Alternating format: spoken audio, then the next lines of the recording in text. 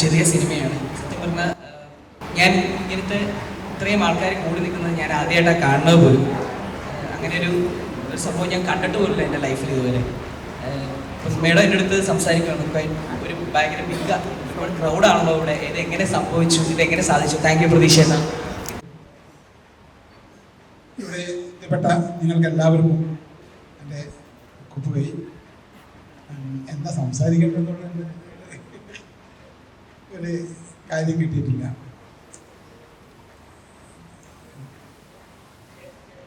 സിനിമയിലേക്ക് എങ്ങനെ വന്നു? ഈ സിനിമ അഭിനയിച്ചതിന്റെ ആദ്യ നായക വേഷമല്ലേ? ആദ്യത്തെ 70 വയസ്സ് അല്ലെങ്കിൽ 40 വർഷം സിനിമയിലുണ്ടായിട്ടുള്ള ആദ്യ നായക വേഷമല്ലേ? അപ്പൊ അതേ പറ്റിയിട്ട് അതിന്റെ ഒരു അനുഭവം നാട്ടിലെടുത്ത്. അഭിജിത്ത് പറയുന്നത് ശരിയാണ്. എൻ്റെ ജീവിതത്തിലെ ആദ്യത്തെ സിനിമയിലെ നായക വേഷമാണ്. അത്രയും കാലം ഞാൻ സിനിമയിൽ വളരെ കാലം ഉണ്ടായിരുന്നെങ്കിലും വളരെ വളരെ ചെറിയ ചെറിയ വേഷങ്ങളും കുറച്ചുള്ള ഡയലോഗുകളുമായിട്ട് മലയാള സിനിമയിൽ കുറച്ചു കാലം ഉണ്ടായിരുന്നു. എൻ്റെ പ്രധാന അഭിനയ വേദി നാടകവേദിയാണ്. ആദ്യമായിട്ടാണ് നായിക വേഷം ചെയ്യുന്നത്. അത് എത്തിപ്പെടുന്നത് ഹെലൻ എന്ന് പറയുന്ന ഒരു പടത്തിൽ നിന്നാണ്. എന്നെ അഭിജിത്ത് കണ്ടെത്തുകയും എന്നോട് കാര്യങ്ങൾ പറയുകയും വളരെ ചെറിയ സബ്ജക്റ്റാണ്, വളരെ ചെറിയൊരു സാമ്പത്തിക കൊണ്ട് നടത്തുന്ന ഒരു സിനിമയാണ്. പിന്നെ സഹായിക്കണം സ്ക്രിപ്റ്റുകൾ കൂടെ പറഞ്ഞു തന്നു.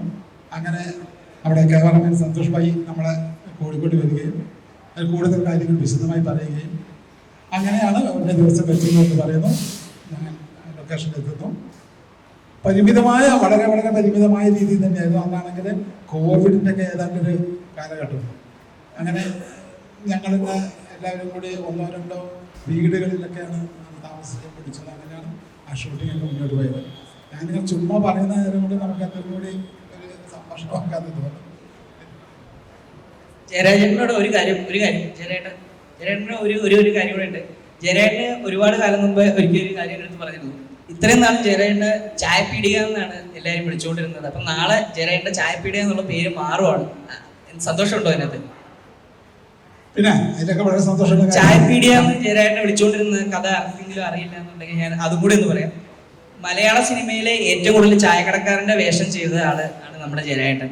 അപ്പൊ അന്ന് തൊട്ട് ജയരാജന്റെ സുഹൃത്തുക്കൾ എല്ലാവരും ജയരാജന്റെ ചായപ്പീടിയ എന്നാണ് വിളിച്ചുകൊണ്ടിരുന്നത്. തീർച്ചയായിട്ടും അതെന്റെ ഫ്രണ്ട്സുകളും കൂടി തന്നെ അങ്ങനെ ഒരുപാട് സിനിമകളിൽ ചായപ്പൊടിയുടെ ഒന്നെ ചായപ്പൊടിയുടെ അകത്ത് ഇരിക്കുന്ന ആള്, അങ്ങനെ ചായ പാരുന്ന ആള്, എങ്ങനെയും ചായക്കടയായിട്ട് ബന്ധപ്പെട്ടതാണ്.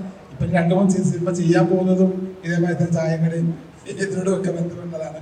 പക്ഷെ കുറച്ചും കൂടി നല്ല വേഷങ്ങളാണെന്നുള്ളത്. പിന്നെ അങ്ങനെയാണ് നമ്മുടെ ഇതിൻ്റെ മൂവ്മെൻ്റ് ഒക്കെ ഉണ്ടായത്. നമുക്കിത് സൗഹൃദമായിട്ട് സംസാരിക്കുക, അതാണ് കൂടുതൽ ഉണ്ടാവുക എന്നാണ് എനിക്ക് തോന്നുന്നത്. ഓക്കെ, നല്ലപോലെ സംസാരിക്കാൻ പറ്റുന്ന ഒരുപാട് ആൾക്കാരുണ്ട്. അവർക്ക്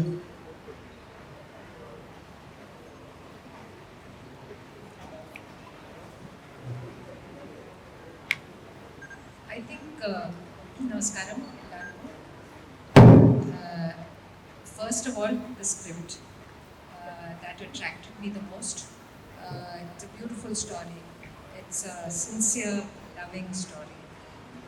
Secondly, on the sets, the sincerity which every single actor brought to the set, that is very special. Everybody was there not for I don't think for the commercial success of their careers or the commercial success of the film. We came because the story was good and because everybody wanted to do that character sincerely. So and then of course the music and the photography by Santosh Sharma, just unbelievable. So all these factors make you want to be part of that unit and want you to do that film.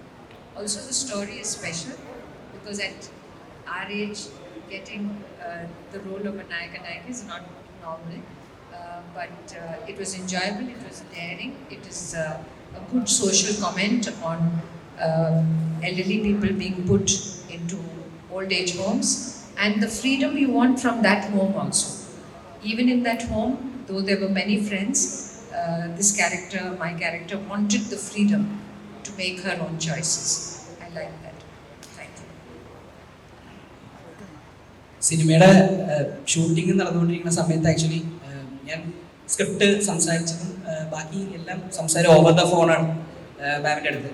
അപ്പോൾ shoot തുടങ്ങി ഒരു 3, 4, 5 അങ്ങനെ മാം നമ്മുടെ ക്യാരക്ടറിലേക്ക് ആയി വരുന്നു. ഞാൻ രാവിലെ ഒരു 6:30 തൊട്ട് വൈകിട്ട് 9 മണി വരെ ഞാൻ ആക്ച്വലി ലീല മാമിനെയാണ് ഞാൻ ഫുൾ ടൈം മോണിറ്ററിൽ ഇങ്ങനെ കണ്ടുകൊണ്ടിരിക്കുന്നത്. എനിക്ക് 10-25 ദിവസമായിട്ട് വേറെ ഒരാളുമായിട്ടും ഞാൻ അങ്ങനെ കാണില്ല. ഇങ്ങനെ ഇത് തന്നെ സിനിമ തന്നെ ഷൂട്ട് ചെയ്തുകൊണ്ടിരിക്കുന്നു. ഒരു 10-15 ദിവസമൊക്കെ ആയപ്പോഴത്തേക്ക് എനിക്ക് പയ്യപ്പേ എനിക്ക് മേഡത്തിനോട് ക്രഷ് ആയി സ്റ്റാർട്ട് ചെയ്തു. ഞാൻ ഓൾറെഡി എന്നോട് വഴക്കിട്ടിരുന്നു ഷൂട്ടിങ്ങിന്റെ സമയത്ത്. മാം ഓർക്കുന്നുണ്ടോ? ഞാൻ മാമിൻ്റെ അടുത്ത് സംസാരിക്കാറില്ല. കാരണം ഞാൻ ഷൂട്ടിങ്ങിന് വരുന്നതിന് മുന്നേ ഭയങ്കരമായിട്ട് ഫോൺ വിളിക്കുമായിരുന്നു, സംസാരിക്കുമായിരുന്നു, ഇതൊക്കെ ഉണ്ടായിരുന്നു. പക്ഷെ ഞാൻ ഷൂട്ട് സ്റ്റാർട്ട് ചെയ്തതിന് ശേഷം ഞാൻ അങ്ങനെ വേറെ ടോക്കിനൊന്നും ചെല്ലാറില്ല.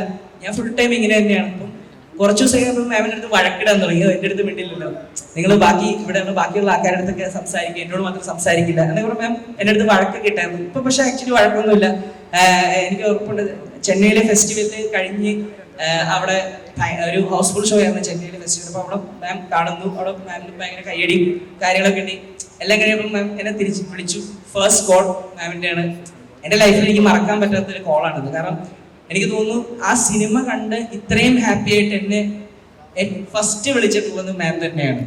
ആൻഡ് ഈ ക്രഷിൻ്റെ കാര്യം ഞാൻ ഓൾറെഡി മാമിൻ്റെ അടുത്ത് ഡിസ്കസ് ചെയ്തിട്ടുള്ളതാണ്. ഞങ്ങളിത് ഭയങ്കരമായിട്ട് ചിരിച്ചു. അപ്പം ഞങ്ങൾ ഇടയ്ക്കിടയ്ക്ക് ഇങ്ങനെ മാമിൻ്റെ അടുത്ത് പറയും, മാം ഷൂട്ട് ചെയ്തുകൊണ്ടിരിക്കുന്ന സമയത്ത് എനിക്ക് സീരിയസ്ലി തോന്നിക്കൊണ്ടിരുന്നത് ഇതൊരു ചെറുപ്പക്കാരുടെ സിനിമയായിരുന്നു എന്നുണ്ടെങ്കിൽ, അല്ലെങ്കിൽ ഒരു 20-22 വയസ്സ് അല്ലെങ്കിൽ 25 വയസ്സിൽ ലീല സാംസൺ എന്ന് പറയുന്ന ഒരാള്, ആ ആളുടെ ഏജിൽ എനിക്ക് ആ ആളെ ഒന്ന് പരിചയപ്പെടും, മീൻസ് ആ കൂടെ ചുമ്മാ ഒന്ന് ഡേറ്റ് ചെയ്യണമെന്നൊക്കെ ഞാൻ പറഞ്ഞിട്ടുണ്ട് ഓൾറെഡി മാമിൻ്റെ അടുത്ത്. അപ്പോൾ എനിക്ക് ഞങ്ങൾ ഇപ്പം മാം 73 ഇയേഴ്സ് മാം ഏജ് ഉണ്ട്. പക്ഷെ ലീല മാമിൻ്റെ ഒരു ക്യാരക്ടറും മാമിൻ്റെ സംസാരം അതിൻ്റെ റാപ്പോ എന്നൊക്കെ പറയുന്നത് സത്യം പറഞ്ഞാൽ 10-25 വയസ്സുള്ള ഒരു ഇതാണ്. അതുപോലെ തന്നെ ജയരാജൻ ചേട്ടൻ്റെ ലീല മാമിനെ വെച്ചിട്ട് ഈ സിനിമ ഷൂട്ട് ചെയ്തുകൊണ്ടിരിക്കുമ്പം ഇവരുടെ പ്രണയം ഇങ്ങനെ അല്ലെങ്കിൽ ഇവരുടെ കോൺവെർസേഷൻസ് ഇവർ തമ്മിൽ സംസാരിക്കണം കണ്ടുകൊണ്ടിരിക്കുമ്പോൾ ഞാൻ തന്നെ കൊതിച്ചിട്ടുണ്ട്. ഞാൻ കല്യാണം കഴിച്ചിട്ടില്ല, എനിക്ക് തന്നെ ഒരു കല്യാണം കഴിക്കണം. ലീല മാമും കല്യാണം കഴിച്ചിട്ടില്ല. അപ്പൊ അതിനകത്തൊരു ഭയങ്കര ഒരു വലിയൊരു സംഭവം ഉണ്ട് ആക്ച്വലി ഇതിനകത്ത്. മാം ഇതുവരെ കല്യാണം കഴിച്ചിട്ടില്ല. മാം ഇപ്പൊ 73 വയസ്സായി. ഈവൻ ഈ ഇതിന്റെ ഫസ്റ്റ് ലുക്ക് പോസ്റ്റർ പുറത്തിറങ്ങുമ്പോ ചില ആളുകൾ പോലും വിചാരിച്ചിട്ടുണ്ടാവും ലീല മാം ഈ ഏജ് കല്യാണം കഴിച്ചോ. ഇത് പോസ്റ്ററാണെന്ന് ചില ആളുകൾക്ക് മനസ്സിലാവാതെ വന്നിട്ടുണ്ട്. പിന്നെ ഇത് മാമിന്റെ ലൈഫിലാണെങ്കിൽ പോലും ഇങ്ങനെ ഒരു വേഷമിട്ട് ഒരു മാലയിട്ട് ചിലപ്പോൾ ഇനി ജീവിതത്തിൽ ഒരിക്കലും ലീല മാമിന് നിൽക്കാൻ പോലും ഇനി അല്ലേ അല്ല അങ്ങനെ എനിക്ക് തോന്നുന്നു ഈ ഒരു ഫോട്ടോയ്ക്ക് വേണ്ടിയിട്ടാണോ മാം ആക്ച്വലി സിനിമ കമ്മിറ്റ് ചെയ്തതെന്ന് വരെ പിൽക്കാലത്ത് ഞാൻ ചിന്തിച്ചിട്ടുണ്ട്. അങ്ങനെയൊക്കെ എനിക്ക് തോന്നിയിട്ടുണ്ട് ഇതിനകത്ത്. എൻ്റെ സിനിമയില് ഞാൻ ആദ്യമായിട്ട് ഞാൻ സംവിധാനം ചെയ്ത സിനിമയാണ്. ആ സിനിമയിൽ കഥ പറഞ്ഞു, ഒരു പരിചയവും ഇല്ലാതെ ഈ സിനിമ അല്ലെങ്കിൽ ഞാൻ കഥ പറഞ്ഞതിന്റെ അടിസ്ഥാനത്തിൽ മാത്രം എൻ്റെ സിനിമയിൽ വന്ന് അഭിനയിക്കാൻ വന്ന 3 പേര് ഇവിടെ ഉണ്ട്. ദീപക്, നന്ദൻബ്രോ, നോബിച്ചേട്ടൻ. അപ്പൊ ഞാൻ ഇവർക്ക് എന്താണ് പറയാനുള്ളത് കൂടെ ഞാൻ ഒന്ന് മൈക്ക് കൈമാറാണ്. ഞാൻ ദീപക്. എല്ലാവർക്കും നമസ്കാരം. സത്യത്തില് ഫോൺ കൊണ്ടാണ് ഞാൻ കഥ കേൾക്കുന്നത്. ഇവർ എൻ്റെ അടുത്ത് വിളിച്ചു പറഞ്ഞു വലിയ പൈസ ഒന്നുമില്ല. അപ്പൊ ഞാൻ പറഞ്ഞൊരു കഥ എന്താണ് കേൾക്കേണ്ട പരിപാടി, കേട്ടിട്ട് ഓക്കെ ആണെങ്കിൽ ചെയ്യാമെന്ന് പറഞ്ഞു.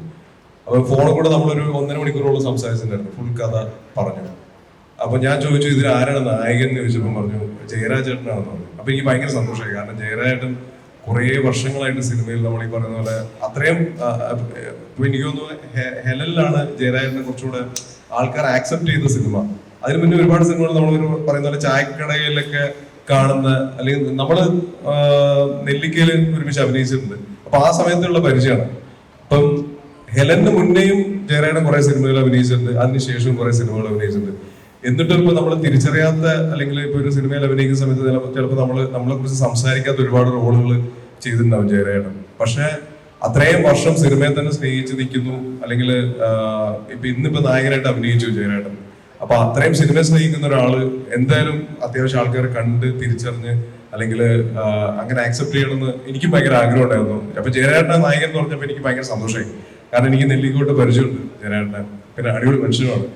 അപ്പം പിന്നെ ഞാൻ കഥ കേട്ട സമയത്ത് ഭയങ്കര രസമുള്ള കഥയാണ്. ഇപ്പം ഞാൻ സിനിമയായിട്ട് ഞാൻ കണ്ടിട്ടില്ല, പക്ഷെ കഥ കേട്ടപ്പോൾ ഭയങ്കര രസമുണ്ടായിരുന്നു. സിനിമയും ഭയങ്കര രസമായിട്ടുണ്ട്. കാരണം എന്ന് വെച്ചാൽ ഒരുപാട് അവാർഡുകൾ കിട്ടി. ജയരാജനും റാണി മുഖർജിക്കും ബെസ്റ്റ് ആക്ടർ അവാർഡ് രണ്ടുപേരും ഒരുമിച്ചാണ് ഷെയർ ചെയ്തത്.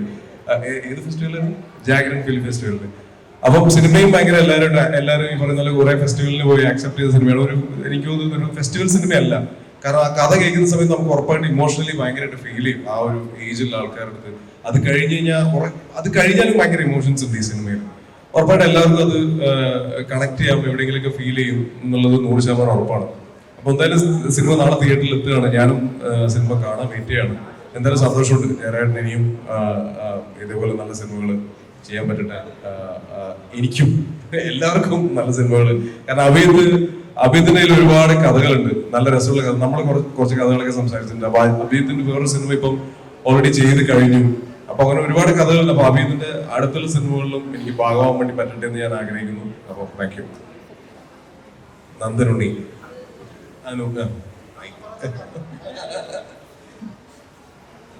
എല്ലാവർക്കും നമസ്കാരം. ആദ്യം തന്നെ നിങ്ങളെല്ലാ മാധ്യമ സുഹൃത്തുക്കളും ഞങ്ങൾ ക്ഷണം സ്വീകരിച്ച് വന്നതിൽ ഒരുപാട് സന്തോഷമുണ്ട്. Thank you.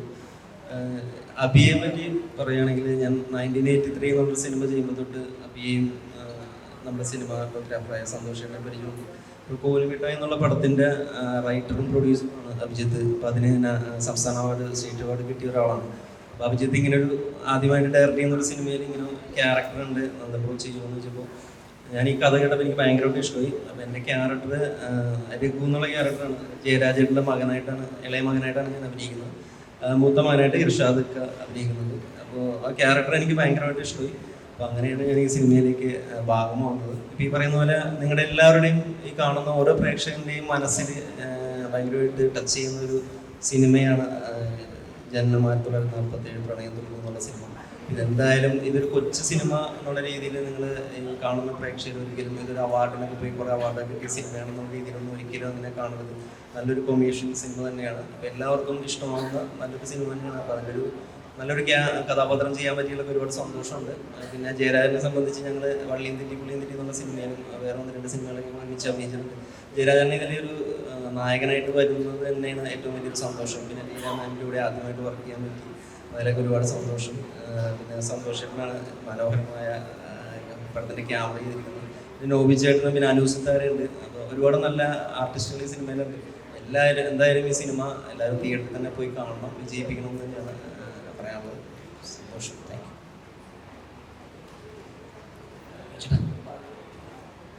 ഒരു ചെറിയ സിനിമ, ആ ചെറിയ സിനിമയെ പ്രോത്സാഹിപ്പിക്കാൻ എത്തിക്കുന്ന വലിയ ഒരു മാധ്യമക്കൂട്ടം, ഒരുപാട് സന്തോഷം. കാര്യം നിങ്ങളിലൂടെയാണ് നാളെ പ്രേക്ഷകരിലേക്ക് ഈ സിനിമ എത്തുന്നത്. കാര്യം ഒരു കുഞ്ഞു സിനിമയാണ്, ഒരുപാട് കഷ്ടപ്പെട്ട് ഒരു സിനിമ എടുത്ത ഒരു കൂട്ടം ചെറുപ്പക്കാർ, അവരുടെ സ്വപ്നമാണ് ഈ സിനിമ. കാര്യം ഈ സിനിമയുടെ കഥ അഭിജിത്ത് പറയുന്നത് എനിക്ക് ഭയങ്കരമായിട്ട് ഇഷ്ടപ്പെട്ടു. ഒരു നല്ല ക്യാരക്ടറാണ് എനിക്ക് അതിൽ തന്നത്.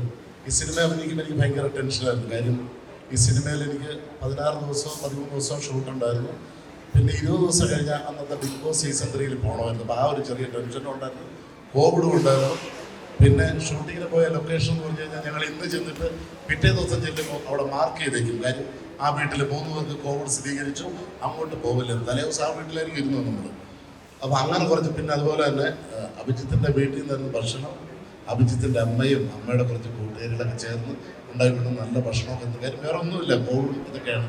നല്ല ഭക്ഷണം കഴിച്ചു. പിന്നെ ടെൻഷൻ ഇല്ലാത്തൊരു ലൊക്കേഷൻ, പറയുന്നത് പോലെ നമുക്കൊരു ടെൻഷനില്ല. കാര്യം അങ്ങനെയാണ് നമ്മളടുത്ത് പറയുന്നത്, അഭിനയിക്കുന്നത്. അതുകൊണ്ട് ടെൻഷനില്ലാതെ അഭിനയിച്ചു. അപ്പോൾ അഭിജിത്ത് വിചാരിച്ചതുപോലെ ചെയ്യാൻ പറ്റി എന്നാണ് വലിയ ഭാഗ്യം. അപ്പം ജയരാജേട്ടൻ, ലീല മേഡം, ഒത്തിരി പേര്, ഒരുപാട് ആർട്ടിസ്റ്റുകളുണ്ടെങ്കിൽ പോലും എന്ത് പറയാൻ, കുറേ കൂട്ടുകാർ, അഭിജിത്തിൻ്റെ കുറേ കൂട്ടുകാരാണ് പ്രൊഡക്ഷൻ നോക്കിയതും പിന്നെ വണ്ടി ഓടിച്ചതും എല്ലാം കൂട്ടുകാരാണ്. അതുകൊണ്ട് നമുക്കൊരു ടെൻഷൻ ആവണമെന്നില്ല. ഒരു ചെറിയൊരു ക്രൂവിൽ ചെയ്തൊരു സിനിമ. അപ്പോൾ ഈ കാര്യം എന്താ പറയുക, ഞാനൊരു മകനാണ്. ഞാനൊരു 15 വയസ്സിൽ ഒരു സ്റ്റേജ് പ്രോഗ്രാമായിട്ട് ഇറങ്ങിയാണ്. അപ്പോൾ അന്നൊക്കെ മിമിക്രിയൊക്കെ ഇഷ്ടംപോലെ കളിക്കുന്ന സമയം, ഒരു സീസണിൽ 100-300 പരിപാടി കളിക്കുമ്പോൾ എൻ്റെ വീട്ടിൽ എൻ്റെ അമ്മയും അപ്പനും ധരിച്ചാണ്. അപ്പോൾ വീട്ടിൽ വല്ലപ്പോഴൊക്കെ പോകുന്നതാണ് ഞാൻ, ഒളിച്ചിരിക്കുന്ന എല്ലാ പരിപാടിയൊക്കെ ആയിട്ട് ഇങ്ങനെ പോകുന്നുണ്ട്. കാര്യം അപ്പോൾ എൻ്റെ അമ്മയപ്പൻ ഭയങ്കര സുഹൃത്തുക്കളാണ്, ഭയങ്കര കൂട്ടാണ്. ഇപ്പോഴും അവർ ഒരുമിച്ചാണ് ഓട്ടോയിൽ പോകുന്നത്. രണ്ടുപേരും വേർപിരിക്കുന്നത് ഞാൻ കണ്ടിട്ടില്ല. ഈ ഡിസംബർ 2-ാം തീയതി എൻ്റെ അമ്മ മരിച്ചു. പക്ഷെ അതിനുശേഷം ഒറ്റപ്പെടില്ല. കാര്യം എൻ്റെ അപ്പൻ ഇപ്പോൾ ഒറ്റയ്ക്കാണ്. കാര്യം എനിക്കെപ്പോഴും വീട്ടിൽ നിൽക്കാനും പറ്റില്ല. അപ്പോൾ ഈ ഒറ്റയ്ക്കുള്ള ഫീലിങ്സ് എനിക്ക് എൻ്റെ അപ്പൻ്റെ മുഖത്ത് നിന്ന് കിട്ടിയിട്ടുണ്ട്. അതുപോലെയാണ് എനിക്ക് ജയരാജേട്ടൻ്റെ ക്യാരക്ടർ. ജയരാജേട്ടൻ്റെ കൂടെ എപ്പോഴും നിൽക്കുന്നൊരു ക്യാരക്ടറാണ് ഈ സിനിമയിൽ. എനിക്കത് ഭയങ്കരമായിട്ട് ഫീൽ ചെയ്യും. എപ്പോഴും എനിക്ക് എൻ്റെ അപ്പനെ കാണുമ്പോൾ ജയരാജേട്ടൻ്റെ ഓർമ്മ വരും. നിങ്ങളുടെ സിനിമ കാണുമ്പം എന്തെങ്കിലും എൻ്റെ അപ്പൻ്റെ ഫോട്ടോയാണ് മനസ്സിലാവും. എനിക്ക് ഭയങ്കരമായിട്ട് ഫീൽ ചെയ്യും. അപ്പോൾ ഈ ഒറ്റപ്പെടലിൻ്റെ വേദന നമുക്ക് ഭയങ്കരമായിട്ട് ഫീൽ ചെയ്യും. അത് വീണ്ടും ഒരു കൂട്ടാകുമ്പോൾ അതായത് കൂടുതൽ നമുക്ക് സന്തോഷം തരും. അങ്ങനെയൊക്കെ കുറേ ഇമോഷണലായിട്ട് പോകുന്ന കുറേ സംഭവങ്ങളപ്പം മാക്സിമം നിങ്ങൾ സപ്പോർട്ട് ചെയ്യുക. അപ്പം ഇത് കാണുന്ന പ്രേക്ഷകർ മാക്സിമം തിയേറ്ററിൽ പോയി ഈ വലിയ സിനിമ കണ്ട് വിജയിപ്പിക്കണമേ എന്ന് താഴ്മയായിട്ട് നിങ്ങൾ അപേക്ഷിക്കുകയാണ്. നിങ്ങളുടെ പ്രാർത്ഥനയും സപ്പോർട്ടും ഒക്കെ ഞങ്ങളുടെ കൂടെ വേണം.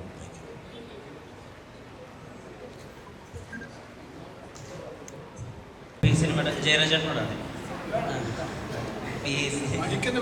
എന്നോടാണ് ചോദിച്ച ചോദ്യം. ഓക്കെ, കുഴപ്പമില്ല. ഇപ്പോൾ ഈ സിനിമയുടെ അകത്തൊരു ഡയലോഗുണ്ട്, ഈ പ്രായത്തിൽ ആർക്ക് കിട്ടുവാടാ ഇങ്ങനെ ഒരു ഭാഗ്യം എന്നൊക്കെ പറയുന്നത്. അതൊക്കെ പറയുമ്പോൾ നമ്മൾ മുമ്പ് കണ്ടിട്ടുള്ള ഒരുപാട് അങ്ങനത്തെ മീൻ പ്രണയപരവശമായിട്ട് അങ്ങനെ ഡയലോഗ് പറഞ്ഞ ഒരുപാട് നായകനന്മാരെ നമുക്കറിയാം. ഇപ്പോൾ തട്ട എനിക്കൊരു വീക്ക്നെസ് എന്ന് പറയുന്നത് പോലെയോ അല്ലെങ്കിൽ എന്തോ എനിക്കിഷ്ടമാണ് അവിടെ എന്നൊക്കെ പറയുന്ന ലാലേട്ടൻ്റെ പോലത്തെ ഡയലോഗ്. ഇപ്പം അങ്ങനെ ഏതെങ്കിലും ഒരു നായകനടൻ്റെ ഒരു റെഫറൻസോ ഒക്കെ ഉപയോഗിച്ചിട്ടാണോ അങ്ങനെ ആ ഒരു ഡയലോഗ് അവിടെ പറഞ്ഞിട്ടുണ്ടായിരുന്നത്? അത് എന്തായിരുന്നു ആ ഡയലോഗ് ഡെലിവറി ചെയ്യുമ്പോണ്ടായിരുന്ന മനസ്സിലെ ഇമോഷൻ? ആ ഡയലോഗ് ഞാനാണ് പറഞ്ഞത്. പക്ഷെ അത് സ്ക്രിപ്റ്റിൽ എഴുതിയത് സ്ക്രിപ്റ്റ് റൈറ്ററും അവരാണ്. അവരത് എഴുതുമ്പോൾ ഞാനത് പറയുന്നു. പിന്നെ അങ്ങനെ ആ ചോദ്യം തന്നെ പറഞ്ഞു. അങ്ങനത്തെ ഒരു ഇമോഷൻ ഉണ്ടായിരുന്നു അത്.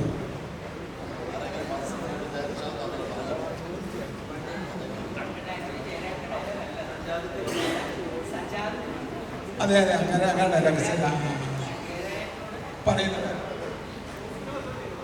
സജാദേട്ടൻ കമലൻ എന്ന് പറഞ്ഞൊരു ക്യാരക്ടർ. സജാദേട്ടൻ ഈ പറഞ്ഞ മാതിരി ജയരാജൻ്റെയൊക്കെ തന്നെ ഏജുള്ള ഒരാളാണ്. ആൾ വന്നിട്ടുള്ള പുള്ളിയും ഭയങ്കര പാഷനേറ്റഡ് ആണ്. സിനിമയുടെ ഇങ്ങനെ ഭയങ്കര പാഷനേറ്റഡ് ഉള്ള ആളാണ്. അപ്പോൾ പുള്ളീനെ വർഷങ്ങളായിട്ട് അറിയാവുന്നതാണ്. അപ്പം ഞാൻ ഒരുപാട് ഏജ്ഡ് ആയിട്ടുള്ള കുറേ ആളുകൾ ഈ സിനിമയിലുണ്ട്. ഏകദേശം ഒരു 40-40ഓളം വയസ്സായിട്ടുള്ള ആൾക്കാർ ഈ സിനിമയിലുണ്ട്. സജാദേട്ടൻ്റെ ക്യാരക്ടർ ജയരാജേട്ടനോട് ചോദിക്കുന്ന ഒരു ഡയലോഗാണത്. ബ്രോ ആക്ച്വലി എന്താ ഞാൻ പറഞ്ഞു, എനിക്ക് എന്നെ കൂടെ പറയാൻ പറ്റും, ഞാൻ പറയാത്. ജയരേട്ട നമസ്കാരം.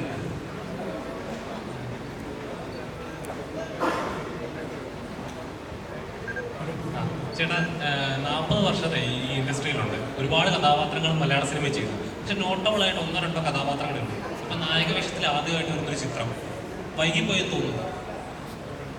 വൈകിപ്പോയിട്ടില്ല. ഇതിനാണ് സമയം എന്നാണ് എനിക്ക് തോന്നുന്നത്. ഇതൊക്കെ തന്നെയാണ് സമയം, ഇതിനാണ് സമയം. ലൈഫിലെ നല്ലൊരു പ്രായം മുഴുവൻ ചെറിയ കഥാപാത്രങ്ങൾ നല്ല ഈ ഒരു പ്രായത്തിൽ നായകനായിട്ട് അനുഭവം ഉണ്ടാവുന്നത്. അങ്ങനെ ചെറുതായി ചെയ്തത് കൊണ്ടാണ് എനിക്കിപ്പോൾ നായക വേഷം ചെയ്യാൻ പറ്റിയതെന്നാണ് പറയുന്നത്. എന്ന് പറഞ്ഞാൽ നമ്മളെ പണ്ടുള്ളവർ പറയാറുണ്ട്, ഒരു കല്ല് അടിച്ച് പൊട്ടിക്കുമ്പോൾ 10 പ്രാവശ്യം അടിച്ചിട്ടുണ്ടെങ്കിലും ഈ 10 അടിയും അത് പൊട്ടാൻ വേണ്ടിയിട്ടുള്ളതാണ്. അവസാനത്തെ അടിയിലല്ല അത് പൊട്ടുന്നത് എന്ന് പറയുന്നത്.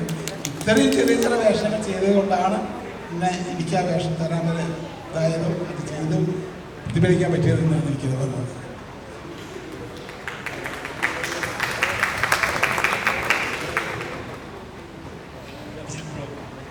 പറഞ്ഞതുപോലെ ഫ്രണ്ട്സായിട്ട് അങ്ങനെ ആണ് ഈ സിനിമ ചെയ്തിരിക്കുന്നത്. അല്ലെങ്കിൽ ഇൻഡിപെൻഡൻ്റ് ആയിട്ട് കുറച്ച് ഉറക്കം പറയുക, ചെവി കുറച്ച് പ്രശ്നമാണ്. ഓക്കെ, അപ്പോൾ ഇൻഡിപെൻഡൻ്റ് ആയിട്ട് സിനിമയിലേക്ക് വന്നൊരാളാണ്. അപ്പം എല്ലാവരും പറഞ്ഞതുപോലെ ഒരു ക്വാളിറ്റി പ്രൊഡക്റ്റ് ചെയ്തിട്ടുണ്ട് എന്ന് നമുക്ക് മനസ്സിലായി. സോ താങ്കളെ പോലെ ഒരുപാട് ആളുകൾ അല്ലെങ്കിൽ കഴിവുള്ള ഒരുപാട് കലാകാരന്മാർ ആരെ അസിസ്റ്റ് ചെയ്യാതെ അല്ലെങ്കിൽ ഇൻഡിപെൻഡൻ്റ് ആയിട്ട് വർക്ക് ചെയ്യാൻ ആഗ്രഹിക്കുന്ന ഒരുപാട് പേരുണ്ട്. സോ അങ്ങനെയുള്ളവർ എന്ത് രീതിയിൽ ഫോളോ ചെയ്താലായിരിക്കും ഒരു സിനിമ ചെയ്യാൻ സാധിക്കുന്നത്? സീരിയസ്ലി ഇപ്പം ഈ പറഞ്ഞ കാര്യത്തിനകത്ത് എനിക്ക് 2 തരത്തിലുള്ള ഉത്തരം പറയാനുണ്ട്. അതായത് സിനിമ എന്ന് പറയുന്ന ഒരു മാധ്യമത്തിലേക്ക് ആളുകൾ വരുന്നത് ഒന്ന് പൈസ കണ്ടു വരുന്നവരുണ്ട്, ഫെയിം കണ്ടു വരുന്നവരുണ്ട്. ഞാൻ കോലുമിഠായി എന്ന് പറഞ്ഞ സിനിമ ചെയ്യുന്ന സമയത്ത് എനിക്ക് ആ പൈസയും അങ്ങനത്തെ ഫെയിമും സംഭവമൊക്കെ എനിക്കത് ഇൻട്രസ്റ്റഡ് ആയിരുന്നു. പക്ഷെ ഇന്ന് സീരിയസ്ലി എനിക്ക് ഈ പറയുന്ന ഫെയിമും അല്ലെങ്കിൽ പൈസ എന്ന് പറയുന്ന സംഭവം എന്നെ അതിശയിപ്പിക്കുന്നില്ല ഒരു പരിധി വരെ. നമുക്ക് ജീവിക്കാനായിട്ട് ഇന്നും കൂടെ പ്രതീക്ഷയെടുത്ത് ഡിസ്കസ് ചെയ്തൊരു കാര്യമാണ്.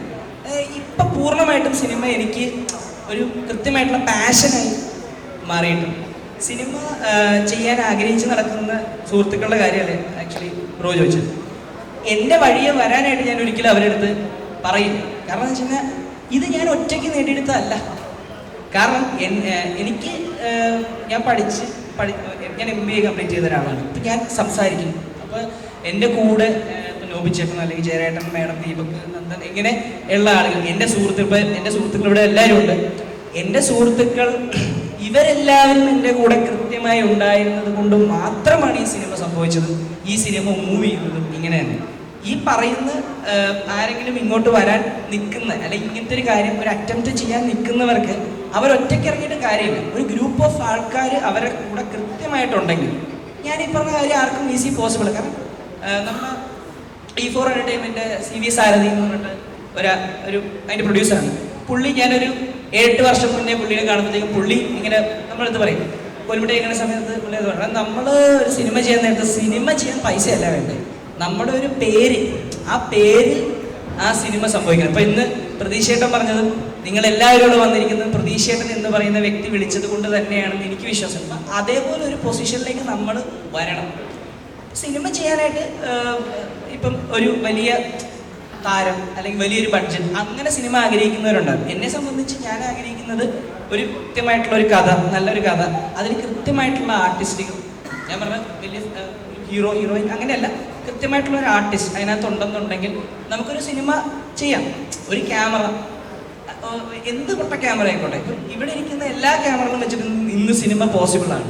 അപ്പം അത്രയും ഈസി ആയിട്ടുള്ള ഒരു മാധ്യമമായി ഇന്ന് സിനിമ മാറിയിട്ടുണ്ട്. അപ്പോൾ ഒരിക്കലും നമ്മൾ ജയരേട്ടൻ പറഞ്ഞ കാര്യത്തിനോട് എനിക്ക് പറയാനുള്ള കാര്യം, ഒരിക്കലും നമ്മളൊരു പെർഫെക്റ്റ് മൂവ്മെൻറ്റിന് വേണ്ടിയിട്ട് നമ്മൾ വെയിറ്റ് ചെയ്യേണ്ട ആവശ്യമൊന്നുമില്ല. നമ്മുടെ ഒരു കഥയുണ്ട്, നമ്മുടെ ഒരു ക്യാമറയുണ്ട്, നമ്മളൊരു അഭിനയിക്കുന്ന ആളുകളുണ്ട്. നിങ്ങൾ ഷൂട്ട് ചെയ്യും, ഒരു 10 മിനിറ്റ് ആണെങ്കിൽ ഷോർട്ട് ഫിലിം ആക്കും, അല്ലെങ്കിൽ 45 മിനിറ്റ് അല്ലെങ്കിൽ ഡോക്യുമെൻ്ററി ആക്കും, ഒരു 70 മിനിറ്റിന് മുകളിലുണ്ടെങ്കിൽ സെൻസർ ചെയ്ത് സിനിമയാക്കും. ഇതാർക്കും പോസിബിളാണ്. പക്ഷെ നമ്മളെ സപ്പോർട്ട് ചെയ്യാനും ബാക്ക് ചെയ്യാനും കുറച്ച് നല്ല സൗഹൃദങ്ങൾ ഉണ്ടായിരിക്കും. ആ സൗഹൃദങ്ങളാണ് ഇന്ന് ഞാൻ ഇവിടെ ഇരിക്കാനുള്ള കാര്യം, അല്ലാതെ അത് എൻ്റെ മിടുക്കല്ല. ബ്രോ, അതായത് ഇപ്പോൾ ഒരു ഡയറക്ടർ എന്ന നിലയിൽ, ഒരു പ്രൊഡ്യൂസർ എന്ന നിലയിൽ ഞാൻ ചോദിക്കുന്നത്, നല്ലൊരു സിനിമയാണ്, പക്ഷേ ഇത്രയും ഫെസ്റ്റിവൽസിലൂടെ നല്ല അവാർഡ്സുകൾ കിട്ടി, പക്ഷേ ഇപ്പോഴും കുറച്ചുകൂടെ പറയുന്നത് തിയേറ്ററുകളിൽ എണ്ണം കുറവാണ്. ശരിക്കും അത് ആസ് എ പ്രൊഡ്യൂസർ ഉണ്ടാകുന്നതൊരു മുടക്കിയ പൈസ തിരിച്ച് കിട്ടുക എന്ന് പറഞ്ഞാൽ ഒരു കടമയുണ്ടല്ലോ, എങ്ങനെയാണ് ഫീൽ ചെയ്യുന്നത്? സത്യം ഇപ്പം അതിനകത്തൊരു കാര്യം എന്ന് വെച്ച് കഴിഞ്ഞാൽ, ജയരാജനാണെങ്കിലും മാമാണെങ്കിലും ഇവിടെ ആളുകൾക്ക് വളരെ പരിചിതമായിട്ടുള്ള ഒരു ആളുകളല്ല, അറിയാം. പക്ഷെ ഒരു സിനിമ എന്നെ സംബന്ധിച്ചിടത്തോളം ഞാൻ മനസ്സിലാക്കുന്നത്, ഒരു സിനിമ ഡിമാൻഡ് ചെയ്യുന്നു. ഓക്കെ, നമുക്കിത് ഒരുപാട് ഓൾ കേരള ഫ്ലെക്സുകൾ നമുക്ക് ചെയ്യാം, അല്ലെങ്കിൽ എല്ലാ ഓൺലൈൻ മീഡിയകൾക്കും നമുക്ക് സപ്പോർട്ട് ചെയ്യാം, അല്ലെങ്കിൽ കാണിച്ചു കൊടുക്കാം. പക്ഷെ അങ്ങനെ ഒരു ചിത്രം എവിടെയെങ്കിലും കാണിച്ചുകൊണ്ടോ കുറേ റൈറ്റപ്സ് ഉണ്ടായത് കൊണ്ട് മാത്രം ഈ സിനിമ കാണാൻ ഒരിക്കലും തിയേറ്ററിൽ ഒരാൾ വരില്ല. കാരണം ഇത് കൃത്യമായി പറഞ്ഞാൽ ഇതിന് കൃത്യമായ അഭിപ്രായം ഈ സിനിമയ്ക്ക് ഉണ്ടെങ്കിൽ മാത്രമേ പ്രണയം തുടരുന്നു എന്ന സിനിമ മുന്നോട്ട് അതിനൊരു യാത്രയുള്ളൂ. നമ്മൾ എത്ര കണ്ട് പൈസ നമ്മൾ പമ്പ് ചെയ്താലും അല്ലെങ്കിൽ എത്ര കണ്ട് കാര്യങ്ങൾ നമ്മൾ ചെയ്താലും ഇങ്ങനൊരു സിനിമയുണ്ട് എന്ന് ജനങ്ങളെ അറിയിക്കുക, ആ അറിയിക്കൽ കൊണ്ട് ഒരിക്കലും അത് തിയേറ്ററിൽ വന്ന് സിനിമ കാണില്ല. ഈ സിനിമ OTT വരുമ്പോൾ കാണാം എന്ന് വിചാരിച്ചിരിക്കുന്നവരാണ് 100% 80% ആൾക്കാർ. അപ്പോൾ നമ്മൾ എത്ര നല്ല സിനിമ ഉണ്ടാക്കിയാലും നമ്മൾ എത്ര കണ്ട് പൈസ പമ്പ് ചെയ്താലും ജനത്തിന് തോന്നണം, ഓക്കെ ഈ സിനിമ ഒന്ന് കാണണം. ആ തോന്നൽ ഉണ്ടാക്കാൻ വേണ്ടി നമുക്ക് ആകെ കൊടുക്കാവുന്നത് മൗത്ത് പബ്ലിസിറ്റി. സിനിമയുടെ ഏറ്റവും വലിയൊരു പബ്ലിസിറ്റി എന്ന് ഞാൻ വിശ്വസിക്കുന്നത് മൗത്ത് പബ്ലിസിറ്റിയാണ്. അപ്പം ഏറ്റവും കുറഞ്ഞ സ്റ്റേഷൻസിൽ നിന്ന് തുടങ്ങുന്നതിൻ്റെ കാര്യം വേറൊന്നും കൊണ്ടല്ല, ഈ സിനിമയുടെ ഡിസ്ട്രിബ്യൂഷൻ എന്ന് പറയുന്ന കാര്യം നമ്മൾ തന്നെയാണ്. അതായത് നമ്മുടെ പ്രൊഡക്ഷൻ കമ്പനിയുടെ ക്രയോൺസ് പിക്ചേഴ്സ് എന്ന് പറഞ്ഞിട്ട് ഞങ്ങളുടെ ആദ്യത്തെ ഡിസ്ട്രിബ്യൂഷനാണ്. കേരളത്തിൽ ഉള്ള ഏറ്റവും നല്ല സ്റ്റേഷൻസ് ഞങ്ങളെല്ലാവരും നേരിട്ട് വിളിച്ച് ഞങ്ങൾക്ക് തരാൻ പറ്റുന്ന നല്ല ടൈമിങ്ങുകൾ ഞങ്ങൾ ചോദിച്ചു വാങ്ങിച്ച് ഞങ്ങൾ തന്നെ അവിടേക്ക് കല്യാണം വിളിക്കുന്ന പോലെ എല്ലാവരെയും വിളിച്ചാണ് ഇപ്പം സിനിമ കാണണം എന്ന് പറഞ്ഞ് എത്തിക്കുന്നത്. കാരണം ഇവരൊരാൾ തിയേറ്ററിൽ ഒന്ന് വന്ന് കിട്ടിയാൽ അവൻ വരുത്തുന്ന ആൾ ഞാനുമായിട്ട് വഴക്കുണ്ടാക്കിയിട്ടാണെങ്കിൽ പോലും ഈ വ്യക്തി പ്രണയം തുടരുന്നു കണ്ടിട്ട് ഇറങ്ങിയിട്ട് ഉറപ്പായിട്ട് എന്നെ വിളിക്കും, നന്നായിട്ടുണ്ട് പടം എന്ന് പറയുന്നുള്ളൊരു കോൺഫിഡൻസ് എനിക്കുണ്ട്. ആ കോൺഫിഡൻസിൻ്റെ കാര്യം എന്ന് വെച്ചാൽ ഒരു വർഷമായിട്ട് ഞാൻ ഈ സിനിമയായിട്ട് സഞ്ചരിച്ചുകൊണ്ടിരിക്കുക. ഒരുപാട് ആളുകൾ ഈ സിനിമ കാണുന്നതും അവരതിന് അഭിപ്രായം പറയണതൊക്കെ ഞാൻ കാണുന്നുണ്ട്, കേൾക്കുന്നുണ്ട്. അപ്പോൾ എനിക്ക് സിനിമ നല്ലതാണെന്ന് എനിക്കറിയാം. ശരിക്കും പറഞ്ഞു കഴിഞ്ഞാൽ ഇപ്പം ചോദിച്ച പോലത്തെ ഞാൻ കഴിഞ്ഞൊരു 4-5 ദിവസമായിട്ട് ഭയങ്കര ടെൻഷനില്ല. എന്താ കാര്യം എന്ന് വെച്ചാൽ നന്നായി സിനിമ വന്നു, പക്ഷെ ഇനി ഇത് ആളുകൾ കണ്ടില്ല, അല്ലെങ്കിൽ നിങ്ങൾ സ്വന്തമായിട്ട് ഡിസ്ട്രിബ്യൂട്ട് ചെയ്തു, നിങ്ങൾ പോസ്റ്റർ ഇട്ടില്ല, അവിടെ മറ്റേ ഇത് ചെയ്തില്ല, ഒരു നല്ല സിനിമയെ നിങ്ങൾ കൊണ്ടുപോയിട്ട് നശിപ്പിച്ചു എന്നുള്ള ഒരു വർത്താനം ഇനി ഉണ്ടാവുമോ എന്നുള്ള പേടിയാണ് സത്യം പറഞ്ഞാൽ ഇപ്പം എൻ്റെ ടെൻഷൻ. അല്ലാണ്ട് സിനിമ ആളുകൾക്ക് ഇഷ്ടപ്പെടുമെന്നുള്ള ടെൻഷൻ ഒന്നുമില്ല. കഴിഞ്ഞ 3 ദിവസമായിട്ട് ഇത് തന്നെ എൻ്റെ ദൈവമേ, ഞാൻ ആവശ്യമില്ലാത്തൊരു പണിയെടുത്ത് തലേ വെച്ചോ എന്നുള്ള ടെൻഷൻ കൂടെ തന്നെ ഞാൻ പൊയ്ക്കൊണ്ടിരിക്കുന്നത്. പക്ഷെ ഇങ്ങനെ ഒരു സിനിമ ആളുകൾ കണ്ട് തന്നെ അറിയേണ്ടത്. അതാണ് പ്രണയം തുടരുന്നു എന്ന് പറയുന്ന സിനിമയുടെ വിധി എന്ന് പറയുന്നത്. വിജയമാണെങ്കിൽ അത് ആളുകൾ വന്ന് കാണണം. കണ്ടാൽ ഉറപ്പാണ് എന്നെ തെറി പറഞ്ഞിട്ട് അകത്ത് കയറിയാലും പുറത്തോട്ട് ഇറങ്ങി വന്നതിനെ കെട്ടിപ്പിടിക്കുമെന്ന് എനിക്ക് ഉറപ്പാണ്.